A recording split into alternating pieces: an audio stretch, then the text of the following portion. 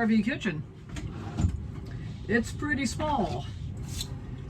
So I thought I'd bring you along with me while I attempt to make dinner tonight. I got a tomato here. That should be good. Basically, I'm making a bunch of sautéed vegetables. So I've got some Brussels sprouts, I've got tomato, I got a little bit of leftover zucchini, got an onion, got some mushrooms in a can, and then I got a little celery and a little carrot. So I'm gonna basically cut all of this up and then saute it together. And what I like about this is this can work perfectly well as a side dish, but it can also go on salad. So instead of, just chopping up a whole bunch of stuff specifically for salad, I can saute this all together. I can reheat it if I want to put it on salad, or I can just, put it on cold and that'll be fine as well. So I've got this cutting board here that a friend of mine gave to me, which definitely helps in the small kitchen because I can just dump all these little scraps in the strainer part. And then we're just going to cut all these parts up.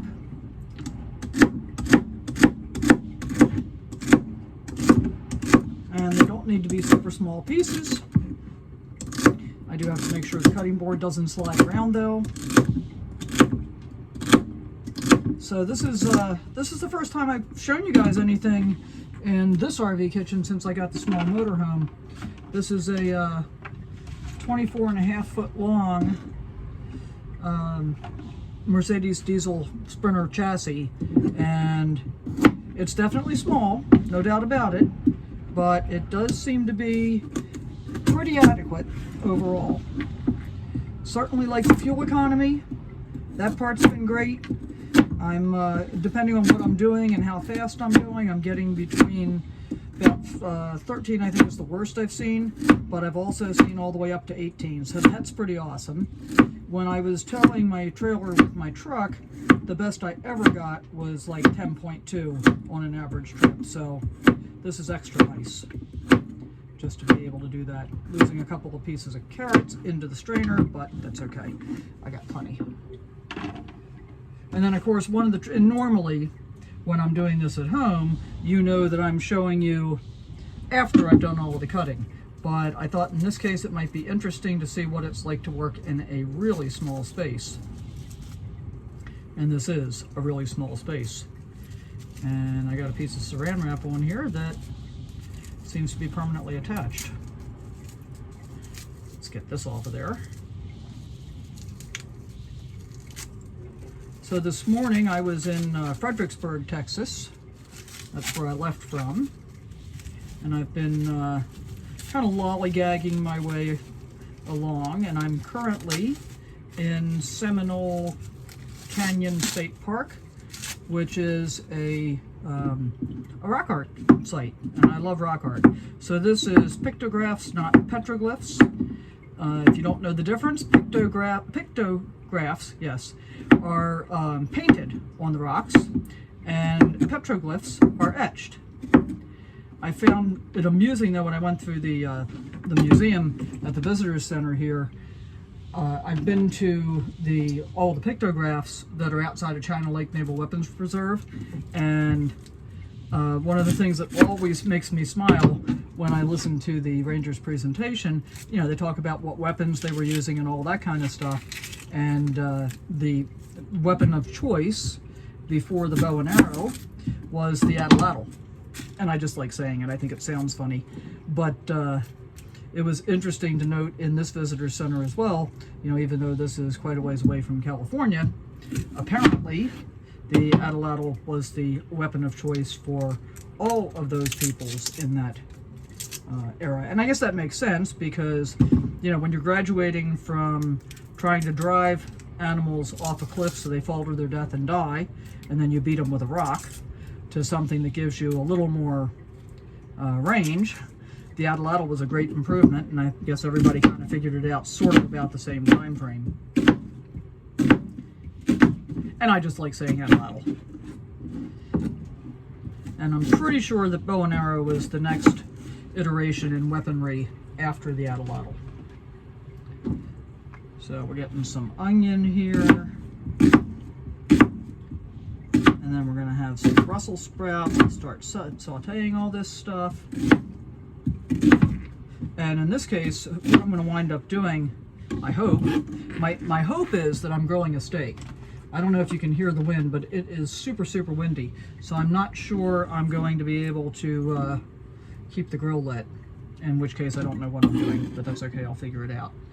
What's cool about this dish is I can go ahead and get the whole dish ready, you know, go ahead and saute it and everything, and then go out and cook my steak.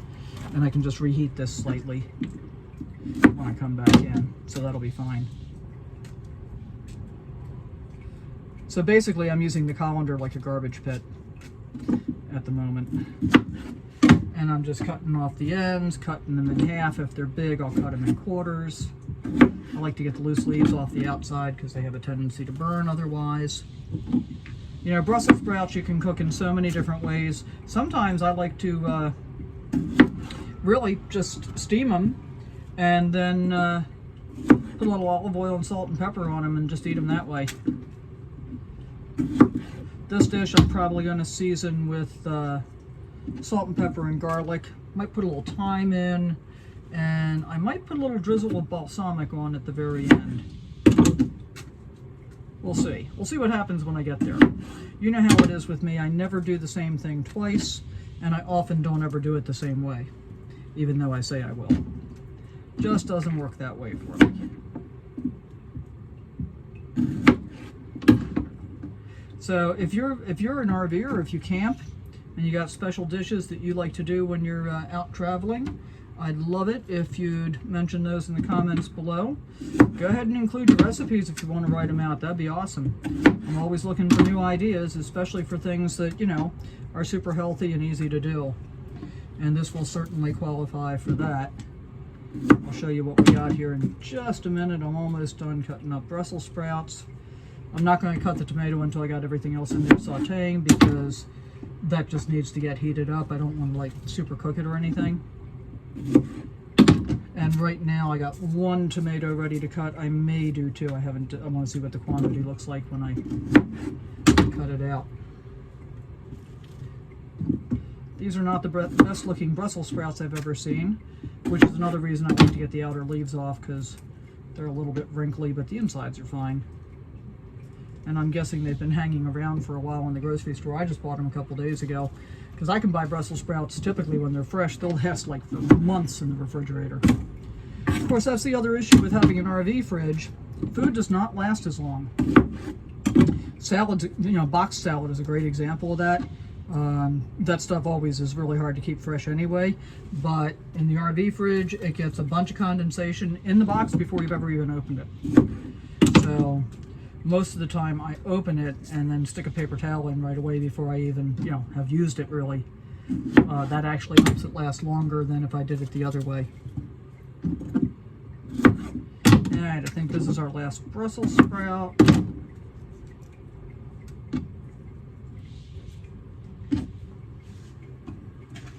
Okay, so as you can see, sort of, sorry about the sun, we've got a pretty big plate full of veg. You know, some greens, some whites, some orange, different colors, and then the tomato will be a red color, so that'll be nice. And the mushrooms will add a little bit of brown. I'm going to make a little room here so I can get the stove turned on. And unfortunately, I don't think I have any way to give you a stove cam view. It's a pretty tight space.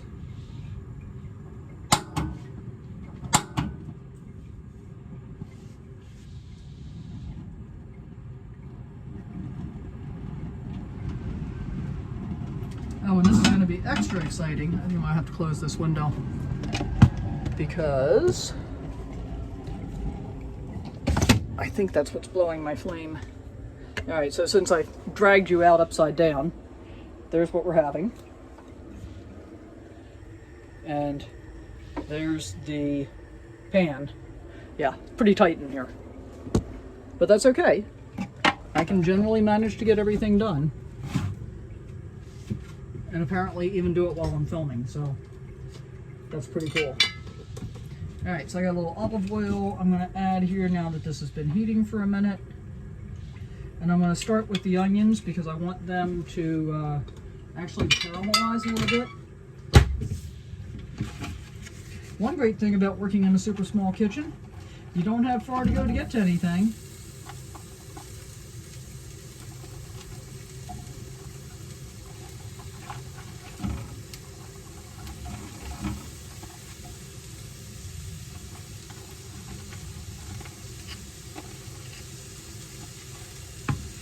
Alright, you know the drill, guys. You start with the thing you want to cook the longest.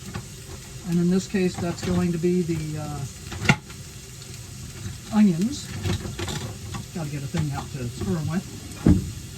And then, you know, next in will be the thing that will take the next longest, which will be the carrots and the Brussels sprouts. And then the celery will go in after that. And then a little bit of zucchini, because that'll cook really fast.